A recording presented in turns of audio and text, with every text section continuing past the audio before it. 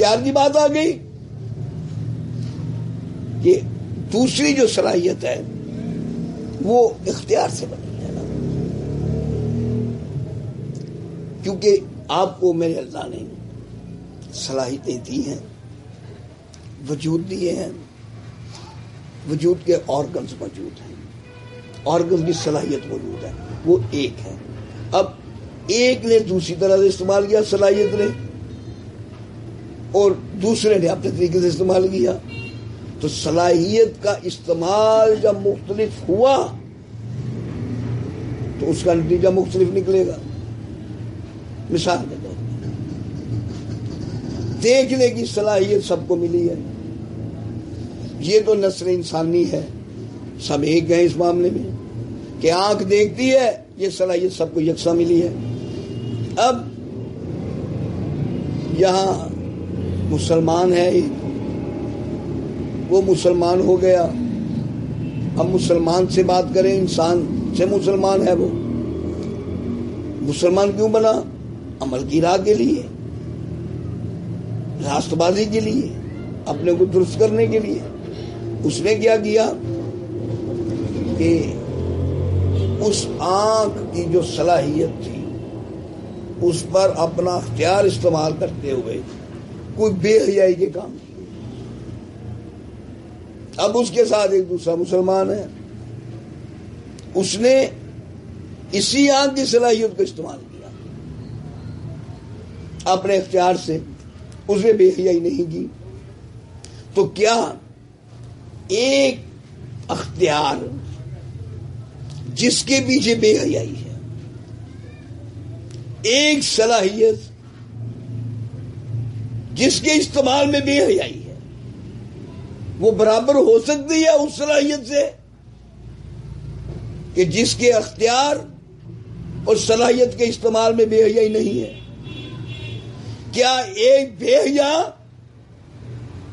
حیا والے کے ساتھ ایک ہو سکتا ہے؟ صلاحیت کے اعتبار سے مختلف ہو گئے۔ اب دیکھو یہاں فرق کس نے ڈالا؟ فرق آپ کے اختیار نے ڈالا۔ وہ فرق واضح کب ہوا؟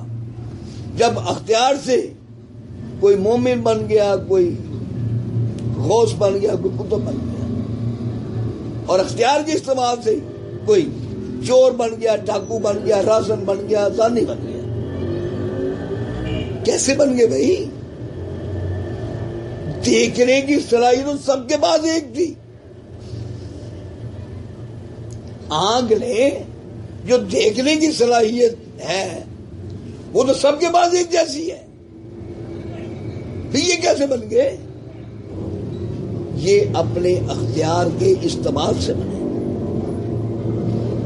اب اختیار کا استعمال کچھ ضابطوں میں ہوتا ہے، کچھ اصولوں پر ہوتا ہے، انہی ضابطوں اور اصولوں کے عمل سے، انہی ضابطوں اور اصولوں کی عمل داری سے اس کے تعینات، اس کے مقامات تبدیل ہو جاتے ہیں، یہاں کا فرق پیدا ہو جاتا ہے۔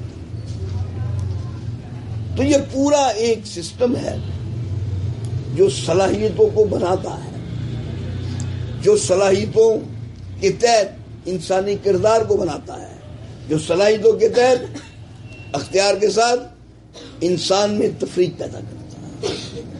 یہاں ایک نہیں ہوا جاتا، کیوں کہ ہر انسان اپنے اختیار کے استعمال سے اس صلاحیت کو استعمال کرتا ہے اور پھر ایک نئی صلاحیت بناتا ہے۔ ہوتا ایک ہے، یہ کوئی جیسے پانی ہے، دودھ میں ملا دو تو دودھ بن گیا، شکر میں ملا لو تو شربت بن گیا، کسی سیرپ میں ڈالو سیرپ بن گیا۔ اب پانی ہے لیکن جس صلاحیت میں جا رہا ہے وہ بنتا جا رہا ہے۔ یہی آپ کا اختیار ہے۔ آپ کا اختیار جو ہے جس طرح سے عضو کو استعمال کرے گا صلاحیت کے اعتبار سے، وہی صلاحیت پیدا ہوگی، دوسری نہیں۔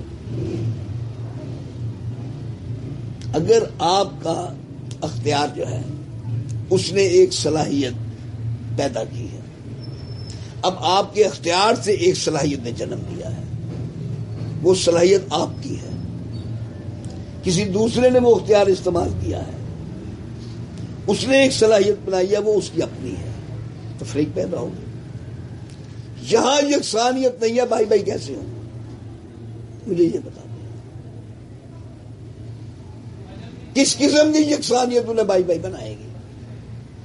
ہم اس سے انکار نہیں کرتے کہ صلاحیتیں جو ہے بھائی بناتی ہیں، کیونکہ یہ حدیث ہی ہے کہ مومن مومن کا بھائی ہے۔ مومن ایک صلاحیت ہے جو اختیاری ہے، جو کسی عمل کا نتیجہ ہے۔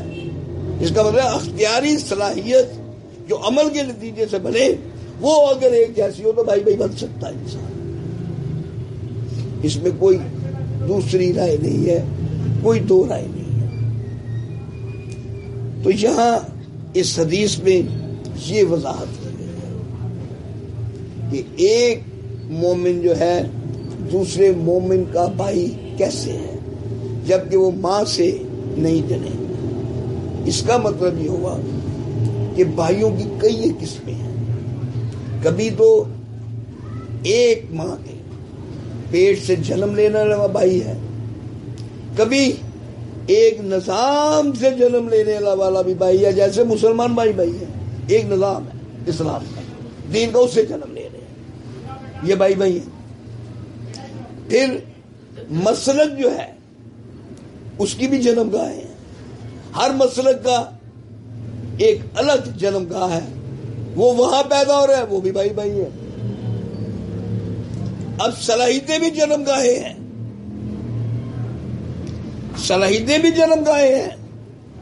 جب صلاحیتوں سے کوئی پیدا ہوتا ہے اور ایک جیسا پیدا ہوتا ہے تو وہ بھائی بھائی ہے، یہ مومن وہ بھائی ہے جو صلاحیتوں سے جس نے جنم لیا ہے، اور صلاحیتوں کو یکسانیت کے ساتھ جب استحقاق کے مقام پر پرکھا گیا تو ایک جیسے نکلے، تو وہ صلاحیتوں میں بھائی بھائی ہے، وہ مومن ہے۔